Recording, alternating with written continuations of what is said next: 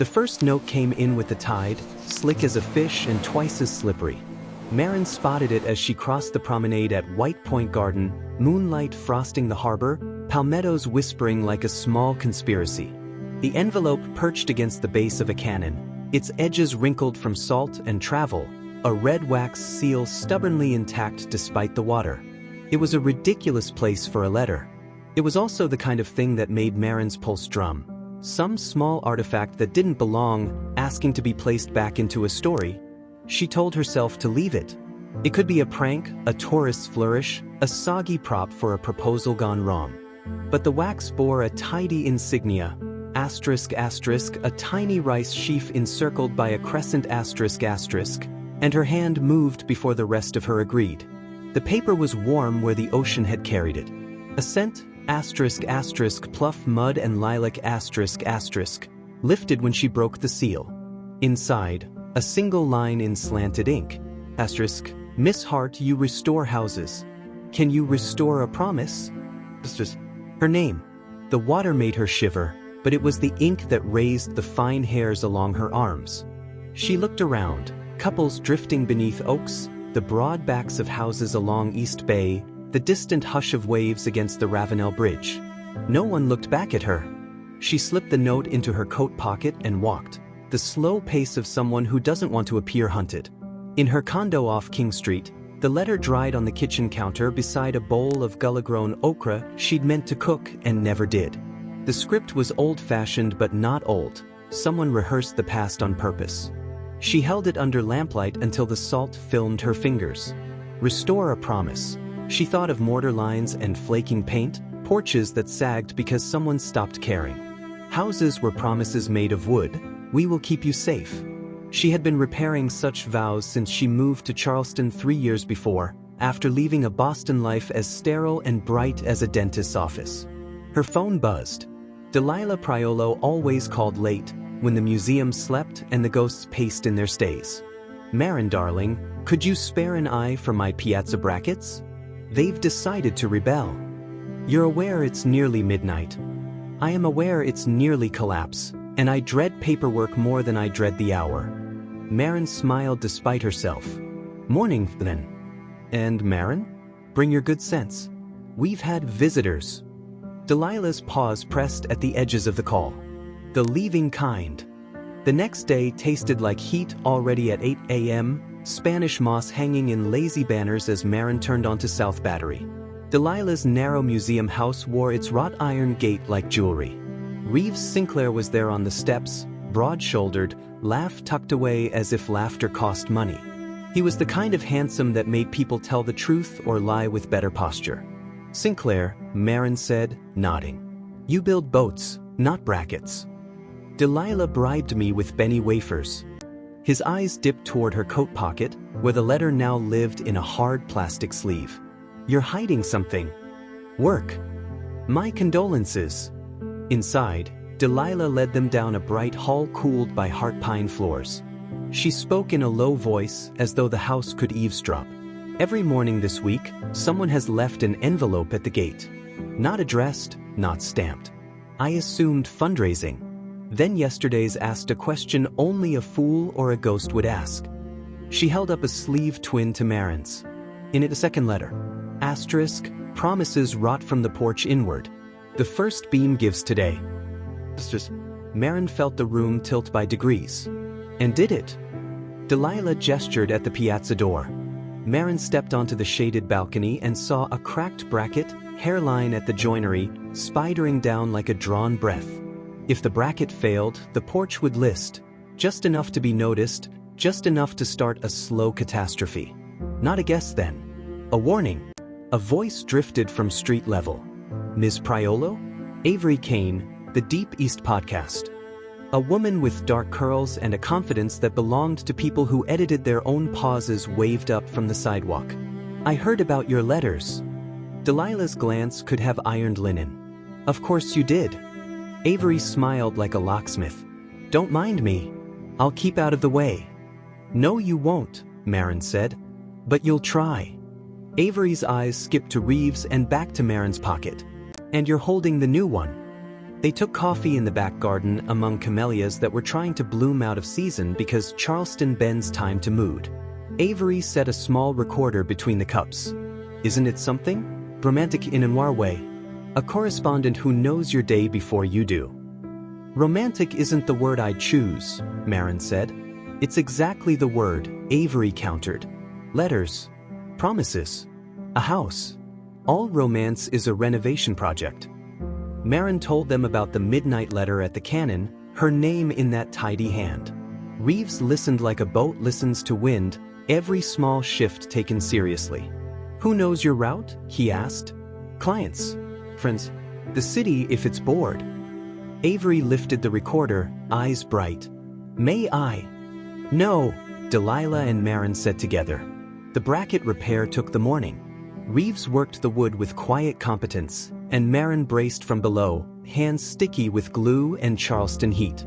While they worked, she thought about the seal, the rice sheaf, the crescent, and what it meant. Old families used marks like that. Old families wrote promises that made new people pay. She barely noticed when Avery slipped away. At noon, the marsh shrimp boats started parading home along Shem Creek, and Reeves suggested lunch at a place where the paper menus were stained with garlic butter and every second person knew his name. Captain Boone materialized beside their table like a storm cloud with teeth. You're the architect, he said to Marin. And you're the one who asks questions for free, he said to Avery. To Reeves, watch your fingers, boy. Boone's stories came at you like waves, steady, insistent.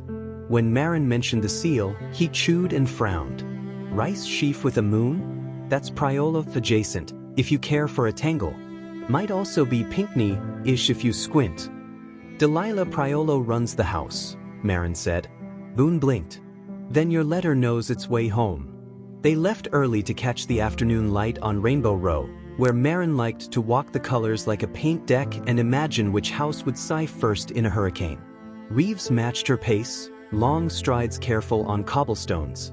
You didn't answer, he said eventually. Can you restore a promise? Depends who broke it. And if it's you?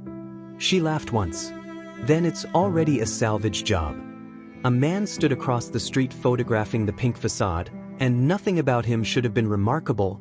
Tourist hat, sensible shoes, except the way he framed his shot with the camera down at his hip, angled toward Marin instead of the house. When she glanced up, he smiled, a polite apology, then turned and vanished into the alley of ironwork and shadows that cut toward the harbor. Reeves saw it too. You've collected a tale, he said too easily. By evening, the air turned sweet with jasmine and the city pretended summer wasn't still hunched on its shoulders. Marin let herself back into her place, kicked off her shoes, opened a beer she'd never finish, and spread 2 letters across the counter like clues at a small, private trial. Miss Hart, both began in that handsomely careful hand.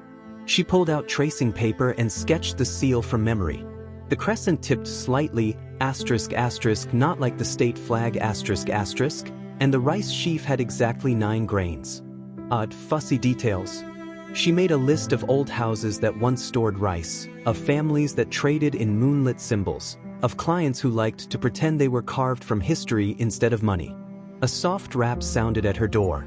3 knocks, evenly spaced. She glanced through the peephole. No one. When she opened it, the hallway smelled faintly of river and rain, as if someone had carried the water up 12 flights. At her feet lay a 3rd envelope, beaded with condensation from a very recent swim. Inside, the letter was longer. The ink trembled, or maybe her fingers did. *, promises rot from the porch inward. Yours began 8 years ago in Boston, with a phone call you didn't take. A woman asked you to save a house. You refused. She drowned before the winter thaw. This city has tides like memory, Miss Hart. Tonight at high tide, a key will surface at the Battery. If you want to keep someone else from drowning, be there when the water gives it back. Her mouth went dry in a way no beer could fix. 8 years ago, Boston, a phone call she didn't take. The ache of recognition pierced so cleanly she almost admired it.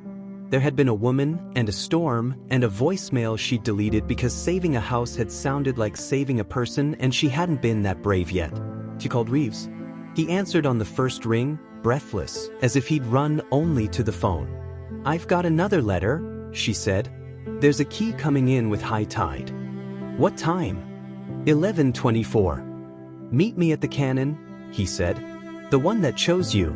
The harbor at night was a dark ribbon stitched by the Ravenel Bridge and pricked with red and green lights that moved like thoughts. Couples drifted. Wind pressed the palmettos to prayer. Marin and Reeves walked the lip of the seawall, scanning the slosh of black water against pale stone.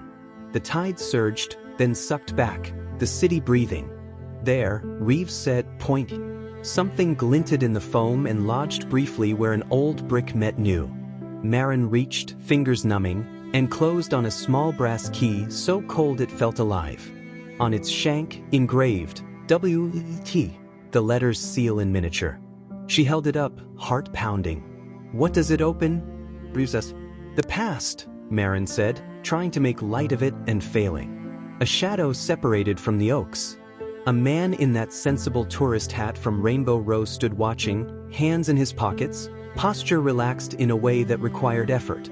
He smiled like a neighbor and spoke like a note slid under a door. "Careful, Miss Hart. Some promises sink for a reason." He tipped the brim and turned into the darkness, swallowed by the garden as if it had been rehearsing to take him back all day. Marin stared at the key, the letters, the water, and felt the city tilt an inch toward her, like someone choosing a dance partner. The next wave hissed over the seawall and soaked her shoes, cold as a warning. "We're in it now," Reeves said quietly. "We've been in it," she answered. "We just finally heard the music. The key is real, the watcher is real, and the house waiting for that key might be closer to Marin than any address she's willing to admit." Morning came in layers, gull cries, a hush of tires on wet cobblestone, the slow bell at St. Philip's stitching the hour into the air. Marin had barely slept. The key, small, brass, stamped W.D., lay on her nightstand like a heartbeat she could hear. She watched the light move across it and tried to pretend it didn't change shape as it brightened, that it wasn't one thing at midnight and another at 9 a.m. When she finally rose, she put the key in her pocket the way some people wore faith. Not because it proved anything, but because it argued with fear. Reeves texted an address and 2 words, "Bring coffee." She brewed strong and dark, poured it into a thermos scuffed from too many job sites, and walked out into a Charleston morning that smelled like the ocean remembered something. On Meeting Street, the carriages were already clopping past, the drivers narrating a tidy version of history for people who wanted the past to stand still. Marin crossed through drifting tour groups and cut over toward Church Street, where the shade held on longer and the oaks leaned like listeners. Reeves waited at the corner of a narrow lane flanked by high brick walls scarred with tobacco-stained vines. He wore a denim shirt rolled to the elbows and a look that said he'd been up thinking too. "You beat me by 2 minutes," he said, taking the thermos like it was evidence. "Captain Boone chewed on that seal all night." "And?" Marin asked. Boone's opinion, free as always. W.P. could mean White Point, meaning the Battery. Or West Pier, the old name for the ferry landing.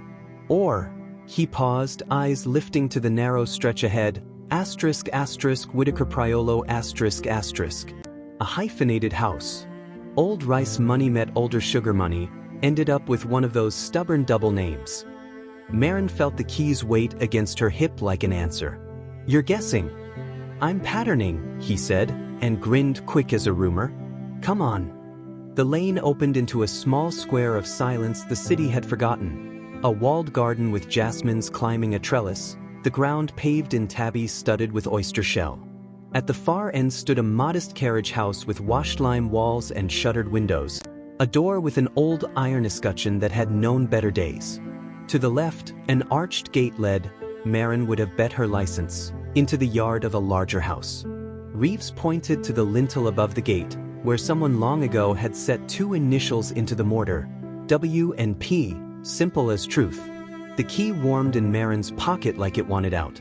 "Delilah would have mentioned if this was hers," Marin said, voice low because the space asked for it. "So whose is it?"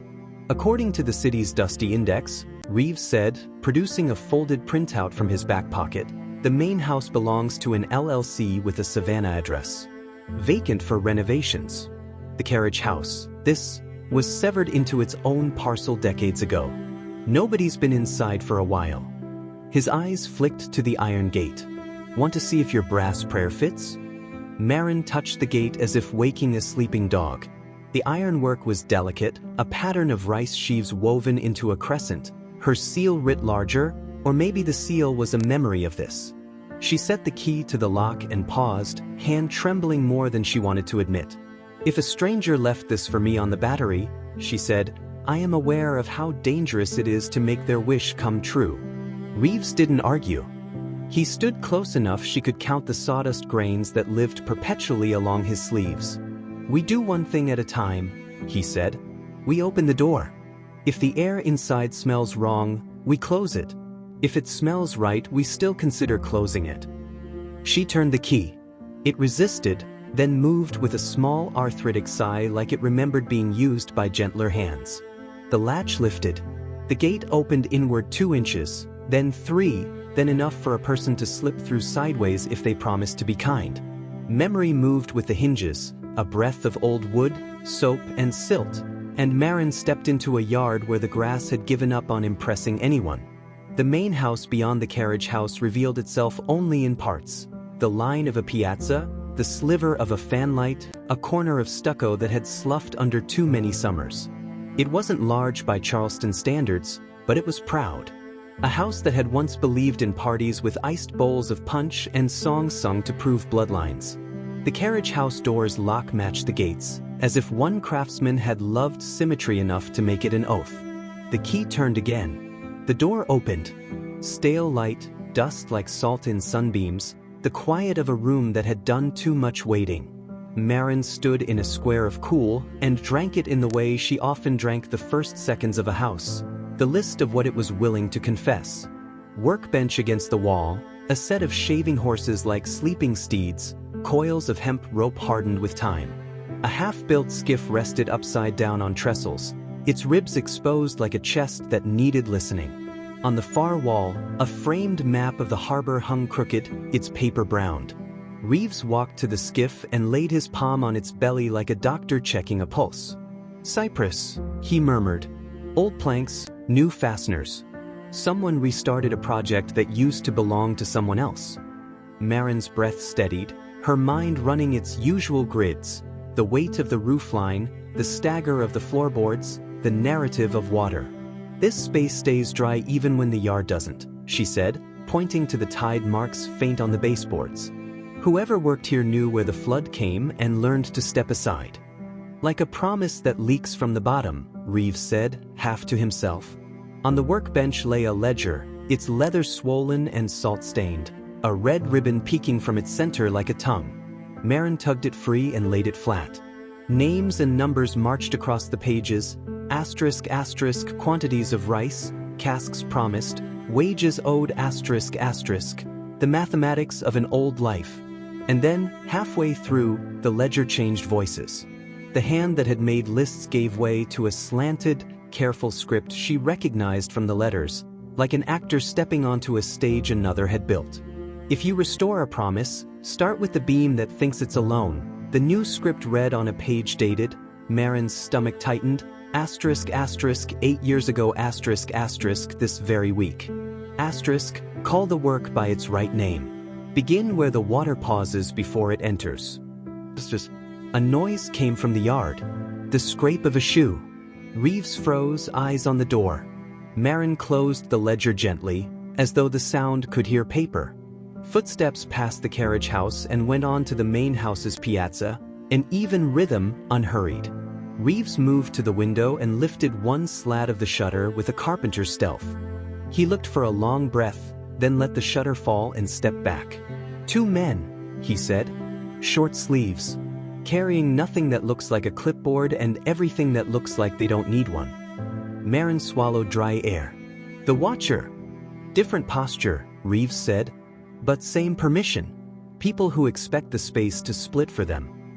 He nodded toward the back door that led deeper into the lot. We can walk out now, wave, play dumb. Or we can learn why someone left you a key by not doing what they think we'll do. Marin's mouth twitched. I have practice at not doing what people think. They slipped through the rear of the carriage house into a narrow service passage choked with angel vine, emerging onto a strip of broken tabby that ran behind the main house like a spine. On the ground, half buried in the crusted shell, something bright caught the light. Marin crouched. Another seal, this one broken lay in the grit, the crescent smashed through the rice sheaf. A message or a temper? Reeves touched her shoulder lightly. It was the kind of touch that said we're here rather than I want you, and because it was the first kind, it made the second hum anyway. You hear that? He asked. Marin listened. Beyond traffic and cicadas and the distant mutter of a tour guide was a sound like breathing through a wall asterisk asterisk, a hush and push, as if the house itself were working at speech. It was water in pipes, or it was the tide under the floor, or it was fear inventing sounds to match itself. The men's footsteps crossed above them on the piazza, boards laying out their weight, and then the front door opened and closed, and quiet returned like a decision. We should go, Marin said, before quiet changes its mind. They retraced to the carriage house. Before she stepped out, Marin tucked the ledger under her arm without fully permitting herself to call it theft. Outside, she locked the door and gate, turning the key twice like an incantation.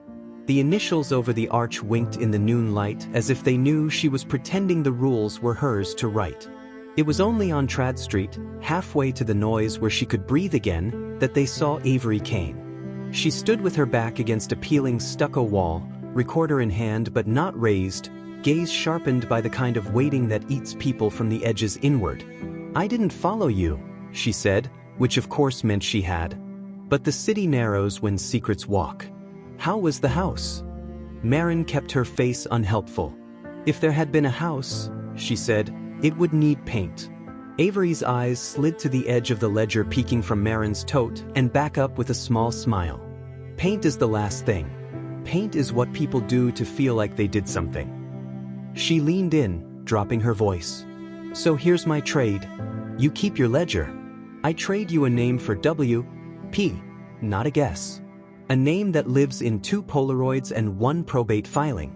You're an architect, you like documents that thought they were sleeping. Reeves folded his arms, lazy as a guard dog who was actually vicious. What's your price? First interview writes if someone turns up dead, Avery said, fast and light and nearly a joke. Then, softer, and a seat at the table when you open whatever that key opens next. I don't like watching through glass. Marin felt the ledger's weight. She thought of last night's letter, of the drowned woman she had failed by delay, of the men with unbothered footsteps. She nodded once. Name. Avery's smile was a quick blade. Whitaker Priolo House, she said. The hyphen hurts to say, but money likes hyphens. Whitaker died, no heirs. The Priolo niece married a banker who got bored with the cost of roofs. ALC was a way to pretend the house would save itself. The carriage house, where you didn't go, obviously, belonged to a Bowtrite named Hale who took some things with him when he left town.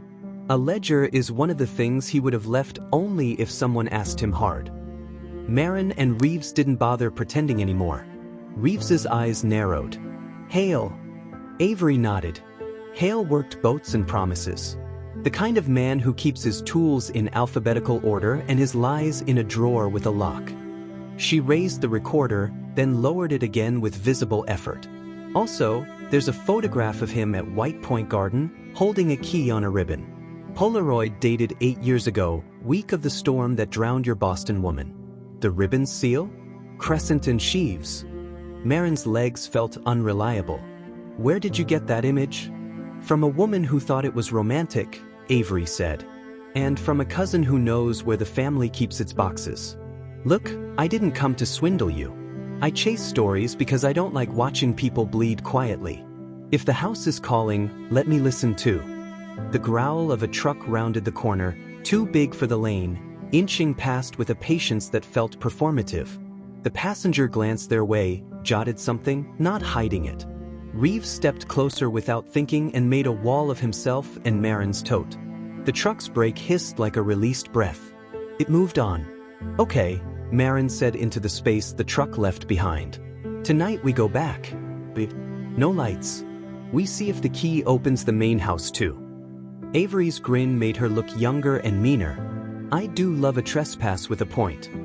"Not trespass," Reeves said calmly. "Inspection. With context." Marin walked alone at dusk, because some decisions ask for solitude. The city shifted into its evening costume. Gas lamps softened, the river pulled its dark blanket higher, voices warmed and fell. She fed a quarter into a newspaper box that hadn't met a headline in months just to hear it clunk. She thought about the Boston winter the letter had named, about her mother's voice on the phone telling her, "You can't save the world by saving houses," about the way Marin had hung up gentler than she felt. At White Point Garden, kids ran in pockets of light while their parents pretended to listen to one another. The canon that had first offered her an envelope sat like a dare she'd already accepted. She half expected another letter to slide from under it like a card in a magician's hand. None did. Instead, a tourist hat tipped in her periphery, and the man from yesterday stepped out of the sort of shadows that welcomed him like a member. "Evening, Miss Hart," he said, his voice the temperature of porcelain. "We keep sharing views." "I don't share," she said. "I occupy." He smiled like a substitute teacher. Occupation implies tenure. Charleston eats tenants. The trick is to know which houses want you to keep them and which want to be let go. He glanced toward the water where low tide peeled the harbor down to its thoughts. "Or which promises are kinder broken."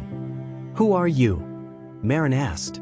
"An admirer of architecture," he said, "and of people who don't scare easy." His eyes ticked to the pocket where the key lived. "Be careful what doors you wake up. Some of them dream back." When he left, she didn't follow. The tide ran out like a gown being pulled, and the wind shifted, bringing with it the sweet rot of the marsh. She texted Reeves a single word, "Ready." He answered with a dropped pin and a sentence that made her smile despite everything, "Bring gloves. The house will be offended by fingerprints."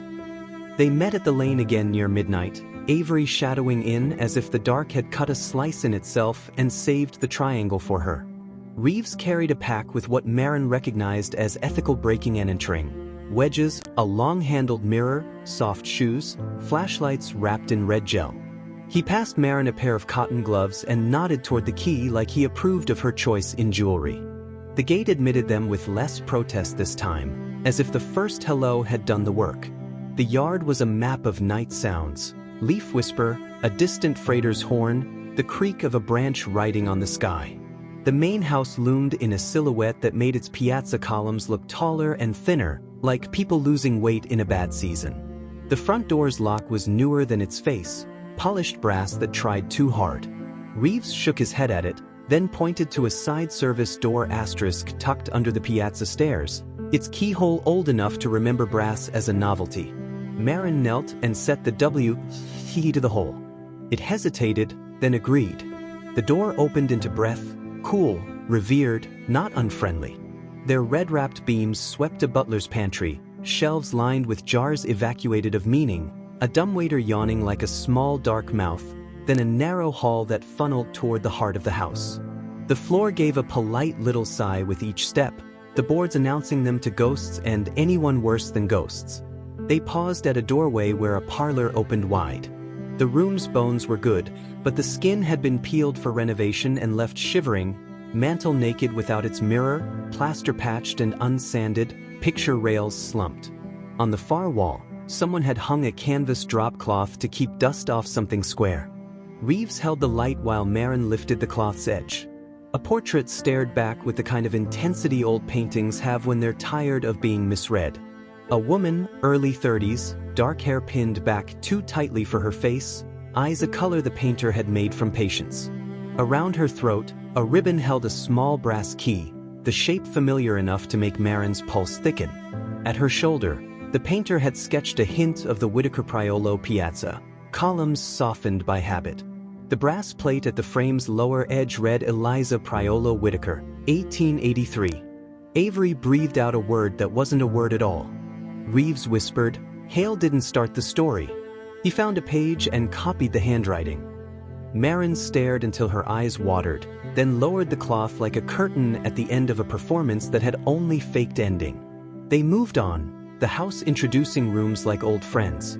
In a back study, A desk with a roll top slumbered under dust, its lock broken in a tidy way, the work of someone with keys and patience.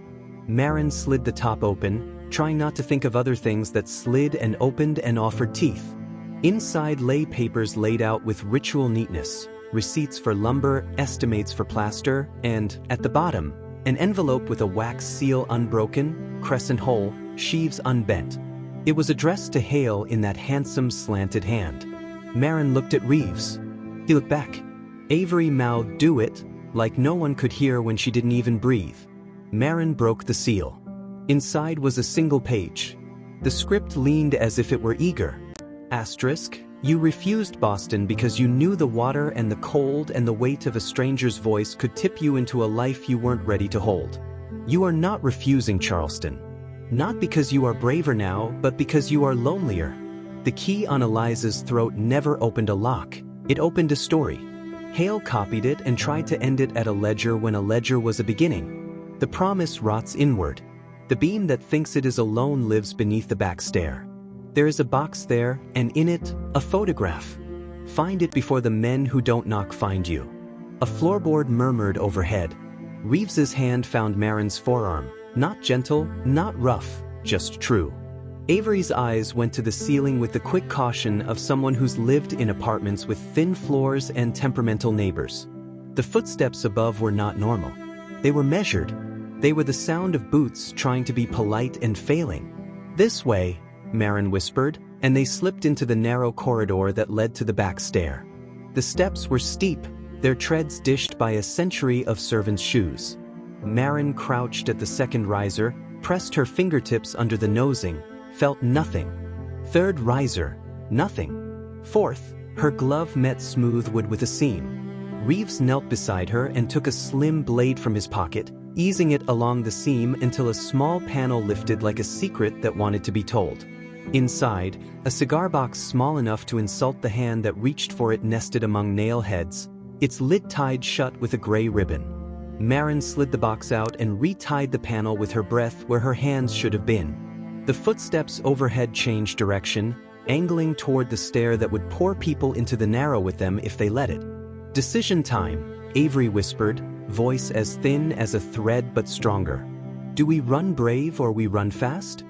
Marin tucked the cigar box into her tote and made a choice because choices are what hold houses up and keep promises from souring.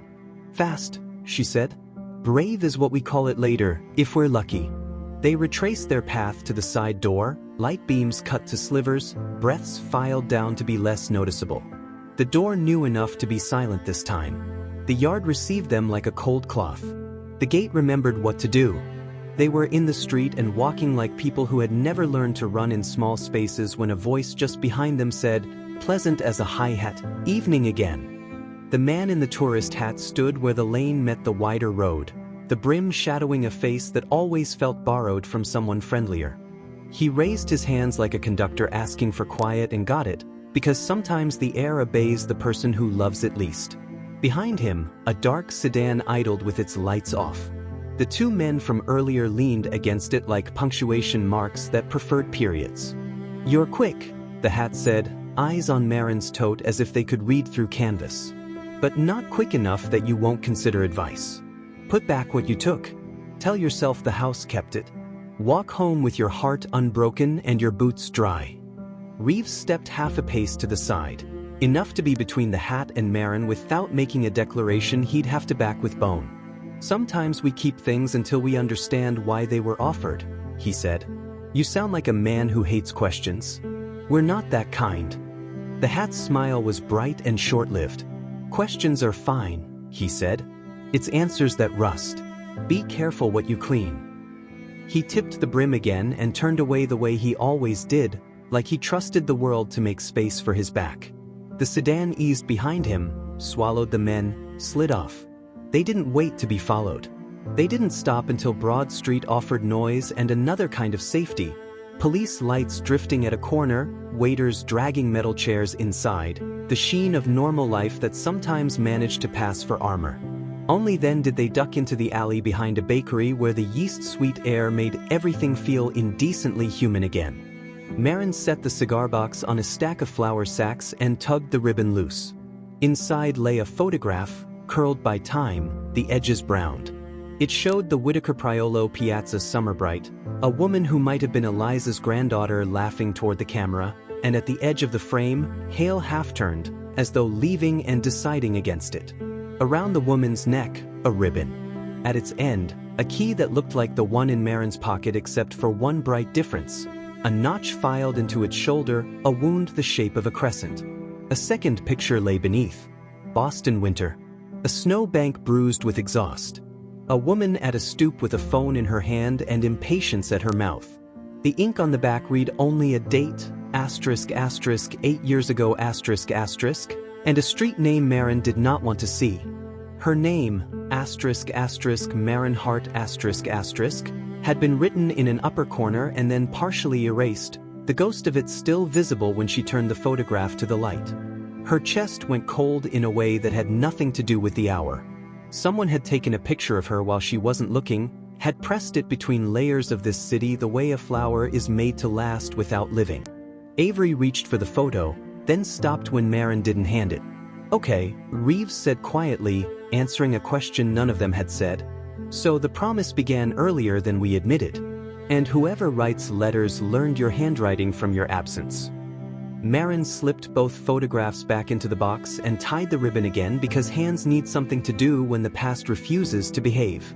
"Tomorrow," she said, voice steady by the force you use to make a beam hold. "We find the beam under the back stair. We follow the flood line. We make a list. We do the work. And we keep anything that remembers us without permission." Avery nodded, the recorder still in her pocket like a pet she'd remembered to feed. "And we figure out what the notch in the key means. A duplicate? A warning? A way to tell the real from the rehearsal." Reeves tapped the pocket where Marin's key lived. "Keys can be filed to fit," he said. "But sometimes they're filed to betray." They parted, because nights take people back to their rooms the way tides take their shells. Marin walked up King Street, the moon on its tilt, the Ravenel Bridge strung in white like a necklace a city put on and forgot to take off. In her building's elevator, she watched her reflection and didn't recognize the set of her shoulders. In her kitchen, she laid the cigar box beside the ledger and the letters and the key and made a small museum of bad ideas. The house waited in her head the way a storm waits offshore, spinning, making its mind up. She didn't sleep. When she did fall under for an hour just before dawn, she dreamed she stood under the back stair while water rose, soft as silk but impossible, and someone above whispered her name not to scare her but to make sure she didn't miss the start. Hook asterisk under the back stair, a beam hides more than a box. The notch in the old key hints at a lock altered after a betrayal, and the men who don't knock now know exactly what Marin has taken. Charleston's heat pressed low that morning, as if the air itself wanted to keep secrets close. Marin woke with the photograph from Boston still burning behind her eyes. The box, the diary, the locket, they lay across her table like evidence in a trial she hadn't agreed to. By the time Reeves and Avery texted, she already knew the answer. They were going back. The Whitaker Priolo house loomed over them when they returned. Its piazza columns leaned, but the house still carried pride like perfume. Reeves forced the old service door, and they slipped inside. The house smelled the way basements remember storms, wood damp, plaster tired, dust clinging to breath. They followed the narrow hall to the back stair. The risers were scarred with centuries of shoes. Reeves crouched, set his flat bar to the wood and worked. The fourth step groaned, then gave. Behind it lay a cavity, shallow but deliberate. Marin knelt and pulled free a bundle wrapped in waxed cloth, slick with age. She unwrapped layer after layer until her gloves touched paper. Inside was a diary, pages curled, the ink browned but still legible. A tarnished locket slid free from between the leaves. She flipped it open. The miniature inside was a painted likeness of Eliza Whitaker, her dark eyes sharp, her lips carrying an almost smile that felt more like warning. The diary read like a house learning how to speak. Early entries chronicled garden parties, repairs, accounts of rice trade, then slowly shifted. Hale's name began to appear. At first she described him as steady, reliable. But the tone turned. She wrote of a key, of promises he insisted were his to keep. She wrote of suspicion, of a notch filed into brass. Her last entry ended with ink trailing into water stain. "If he alters it, I will never know which door belongs to me." Marin's chest tightened. She could hear her own breathing echo between plaster and silence. Reeves gently shut the diary. Avery's eyes were wide, but her voice was steady. So one key was for her, and the other was for him. The floor above them creaked. Heavy steps moved deliberately across the piazza. Reeves signaled. They packed the diary into Marin's tote, slipped the locket into her pocket, and edged for the rear. They moved through the narrow yard, the jasmine vines brushing their shoulders like fingers. As they reached the alley, Marin glanced back. In the upstairs window stood the man in the tourist hat, perfectly framed in shadow. He didn't move, didn't wave, didn't shout. He only smiled faintly, as if her discovery had been scripted for him. That evening, they sought the water. Captain Boone agreed to take them out on his skiff, the air thick with salt, the creek alive with gulls. Marin held the key and the locket out to him. Boone turned the brass in his broad hands, frowning. "Notch like this isn't for the fit," he said finally. "It's for the story.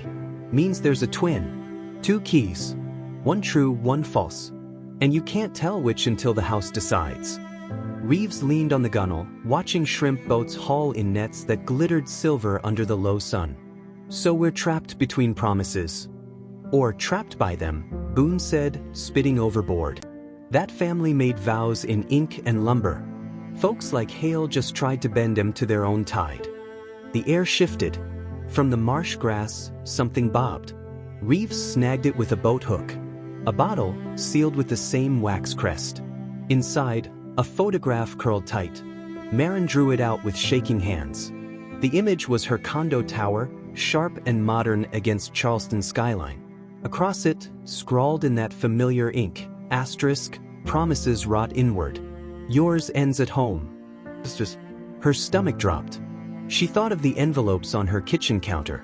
She thought of the feeling she'd had last night, the sense someone had been in her hallway. Reeves saw her face and gripped her wrist. "You're not walking back in there alone." When they returned to the condo, the lock showed no mark. But on the counter, the stack of letters she'd left sealed now lay split open, every wax crest cracked. The paper neatly returned as if a librarian had catalogued her private history. Not theft, not mess. Just intrusion, polite and total. Avery whispered, "He's not watching from outside anymore." Marin stared at the open envelopes, the key heavy in her pocket. The watcher didn't want her safety. He wanted her attention. They didn't wait for morning. By midnight, they were back at the Whitaker Priolo house, both keys in Marin's hand. The piazza loomed pale, its columns skeletal in the moonlight. Reeves whispered, "Tonight we finish it." The plain key resisted the front lock. The notched one slid smooth, as if it had been waiting. The door opened into a hush that pressed against their ears. The parlor lay ahead, the portrait of Eliza illuminated by stray moonlight. Her painted eyes seemed alive, the painted key at her throat gleaming. Reeves said quietly, "She wore the notched one. She believed it." But upstairs, boots struck. Slow. Intentional. The man in the hat descended the staircase, his silhouette sharp in the glow. "You've chosen his promise," he said calmly. "And promises end the way they were meant to." The floor beneath them trembled. A crack split through plaster, dust raining like ash. The house groaned, centuries of weight collapsing inward. Reeves dragged Marin toward the piazza, Avery sprinting behind. Beams split like bones. Glass shattered in a chorus. They burst into the night as the Whitaker Priolo house folded onto itself, coughing dust into the street like a last breath. They stood in the haze, hearts pounding. Across the road, the man in the hat lingered, untouched. He tipped his brim. "Some houses were built to fall," he said softly, then turned and vanished into the gathering crowd, as if the city itself swallowed him. Later, in Reeves's truck, Marin uncurled her palm. Both keys lay there, unbent, cool against her skin. Neither had been claimed by the collapse. "The house made me choose," she said, voice rough. But it kept both answers. Reeves kept his eyes on the Ravenel Bridge ahead, lights stitched across the water. "So what do we keep now?" Marin looked at him, at Avery asleep against the window, at the city sprawling in shadows. She thought of promises that rot inward, and ones still worth saving. "We keep the kind that don't drown the living," she said at last. The tide surged below, carrying fragments of plaster out to sea. But water always returns. And in Charleston, promises return with it.